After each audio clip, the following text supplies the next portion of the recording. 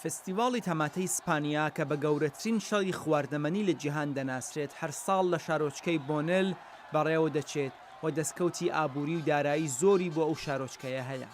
هەر بۆیە ئێستا شارەکانی تری ئیسپانیاش لاسایی دەکەنەوە بەڵکو و کەڵکی دارایی هاوشێوەی لێ بگرن.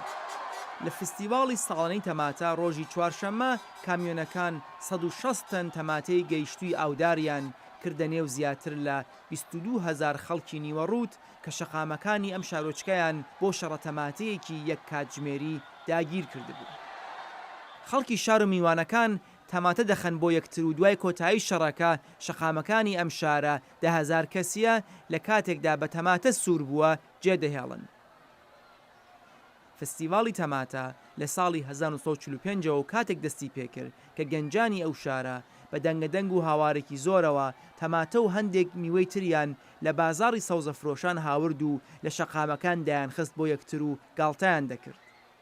خۆڵبوونی کێشە ئابوووریەکانی ئەم شارۆچکەیە لە ساڵ 2013 بووە هۆی ئەوە بەرپرسانی شارەکە بەشداربوون لەو فستیڤاڵە بکەن بە پوڵی و کۆمپانیایەکی خوسوسیش بۆ بلیت فرۆشتن و بەڕێوەبردننی فستیڤاڵەکە بەکاربێنن. تا ئێستا لە چەند فیلمی سینەمایشدا بەم فستیڤاڵە ئاماژە دراوە، لەوانە فیلمی کۆمێدی ئینگلیسی پیاسە لە هەتاودا لە ساڵی 2014 و فیلمێکی سینەمای هندستان لە ساڵی 2011 و هەروەها ڕێکلامە تەلەڤیزیۆنیەکان بۆ مارکە جیهانیەکان.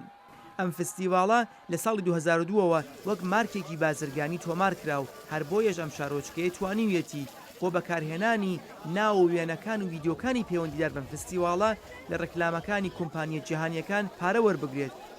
دروستکردنی هەر فیلمێک یا هەر ڕێکلامێکی تەلەڤیزیۆنی لە کاتی فستیڤاڵەکە لەم شارە $335,000 دەستکەوتی بۆ شارۆچکەکە دەبێت.